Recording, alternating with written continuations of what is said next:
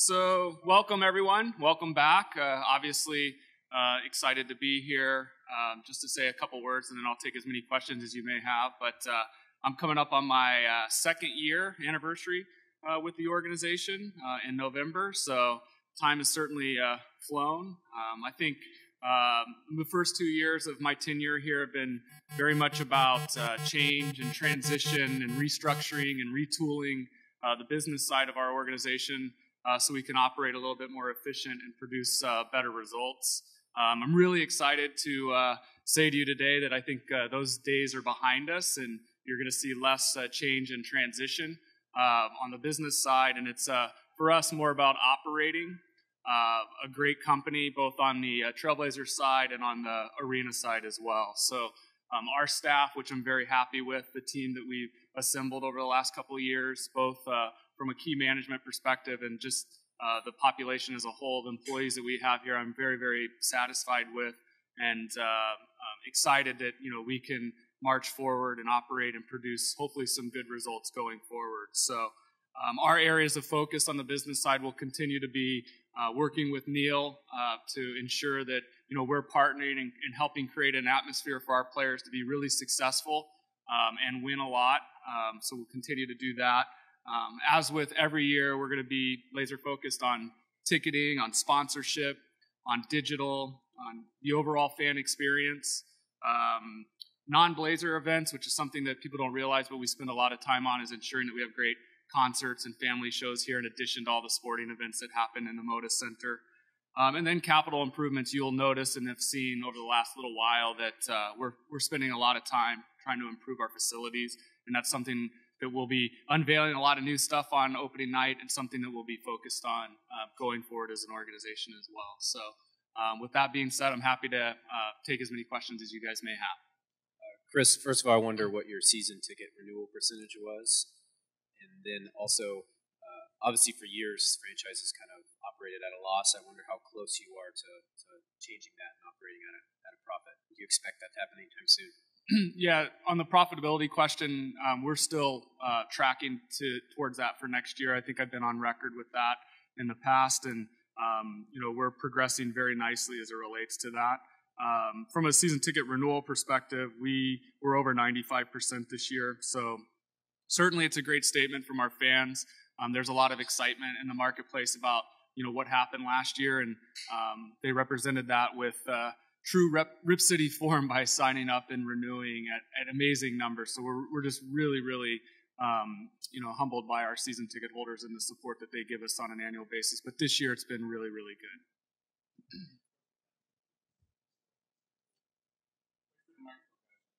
good. It's okay. I'll come back to you. Sorry about that. Yeah, sorry about that. Chris, news came out this summer that the team had made a pitch to get the AllStar Game here in Portland. I'm wondering if you've heard anything about that process or the league's reaction to the package you guys sent. Yeah, initially we heard great feedback from the package that we sent. Obviously, the commissioner and the team that makes AllStar decision was very, very impressed with the bid that we put together. We were very creative with it. And right when they received it on the deadline, we got notes back from Adam and other people at the NBA that were really impressed with with everything that we put forth as it relates to a bid. We haven't heard any follow-up questions, but we suspect in the next month or so that we probably will. And then I happen to be in New York for the Board of Governors meetings in October, and I plan to find the people that make those decisions and sit down with them and see if I can get any feedback as it relates to where we stand for an AllStar Game. With regards to the capital improvements, are those still on schedule to be done by opening night? Yeah, some will be done a little bit before opening night, but everything would be wrapped up in time for opening night.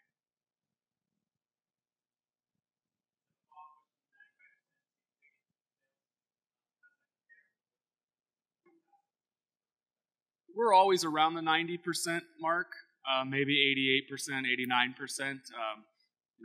I've been here 2 years now, and fan support is something that we, are fortunate to have. So our renewal rates always tend to skew very high, but they're higher than normal now. Chris, you'd mentioned a couple weeks ago that sponsorships continue to go up. You'd said that you'd hit your goal. How is that? Have there been any updates in the last 2 weeks, I guess, on that? Yeah, I got in trouble by our sponsorship department by announcing that at that meeting. But yeah, we're progressing very well, and goals are always fluid. So we address them as we go, and I suspect it will be over our sponsorship projection and goal for this season. And we've gotten a lot of great feedback from. I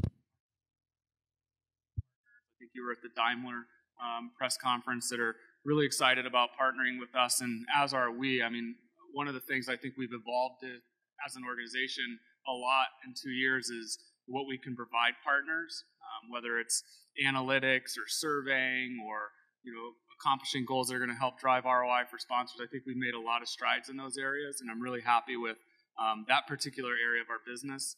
And think that there's still room for more partners, obviously, and we'll work really hard to produce great results for partners. But that's one area it's gone very, very well over the last year and a half.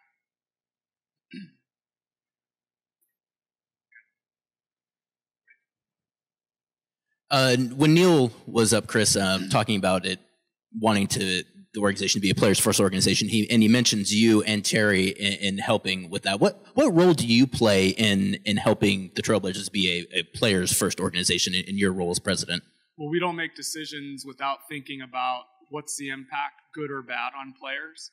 And as a business, we want to make sure we're very organized when we're asking for players for their time or going to events or representing us out there. We just have to be really organized in that regard. But really, it's a partnership between me and Neil, and just making sure that anything we can do together will benefit the players and help us win. So, things like practice facilities and improving the facilities here help us win, and me and Neil partner on those types of things.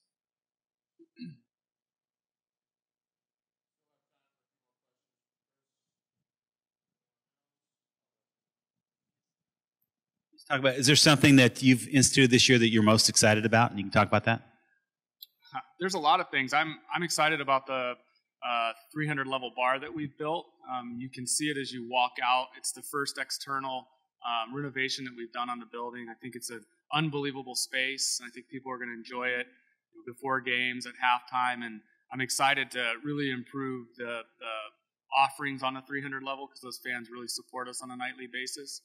But that's going to be exciting. Last year was Dr. Jack's, which is a really cool new experience for fans before and after games.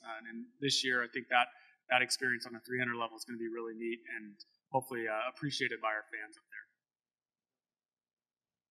there. So like the capital improvements and the AllStar Game bid and everything, how focused are you on raising the profile of the organization? The Blazers are a small market team, but the West Coast, there's no team north of, we're the only team in the Pacific Northwest. How important is it to raise the profile of the Blazers to people on the Eastern Seaboard, prospective free agents? Yeah, I think it's very important. I think the word that comes to mind for me is relevance.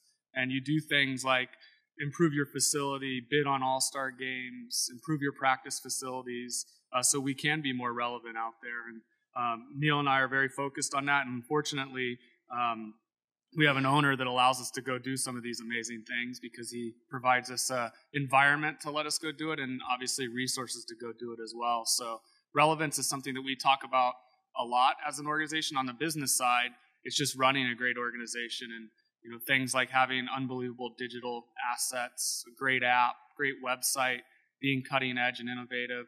Those are the things that I probably didn't talk about a lot when I first got here because I knew it was very much about restructuring and right-sizing and getting some things organized a different way.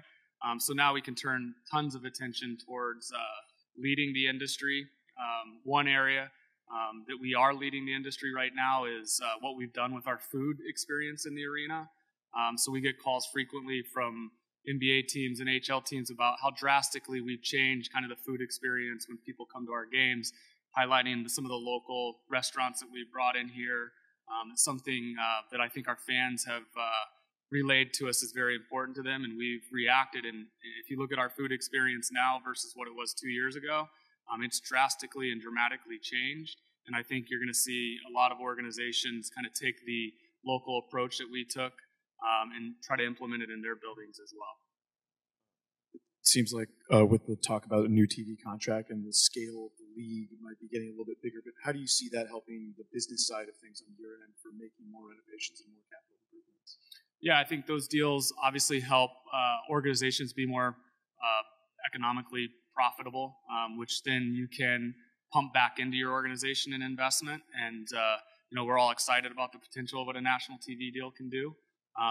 But for us, we're focusing more locally on improving the results that we control on a daily basis. And the message I've gotten from Paul, which is great, is that as we improve, it's not like we're taking that and putting it in our pockets and moving on. We're thinking very diligently about how we can improve the overall fan experience and investing back into that for the Trailblazers and everything else that happens here as well. Chris, I know this is kind of a broken record question, but I get it asked to me by fans and readers more than anything else. I wonder if you have an update on the television contract and its working with satellite service providers to get games out to more people. Nothing new, unfortunately. I mean, it's certainly, we have 3 years left on our current agreement, and I don't see anything in terms of distribution imminently changing. But know that I view that as one of the biggest things that we need to improve as an organization and spend a lot of time, and have spent a lot of time since I've been here, on ways that we can improve that within the next 3 years, or at the very least when our deal is up. Chris, outside of improvements to the building, is there anything you hear from Paul consistently that he wants to keep pushing on or to improve upon, or just outside of the actual physical part of the arena? Yeah, I think the feeling in our games, I'll call it game presentation, or kind of the entertainment above and beyond what happens on the court. And I agree with him. I think it's gotten a little bit complacent, and I want to put a stamp on that so it feels a little bit different, whether it's music or sound effects or graphics or intro videos or some of the stuff you saw at the playoffs with the lighting and the screens that came from the ceiling and we projected on them. I think we need to do better in those areas, and he's focused on kind of that feeling above and beyond what happens on the court. And we've put a lot of time and energy into the off season to try to improve that. I don't know if we did such a great job on that last year, but it's definitely something that we're focusing on going forward.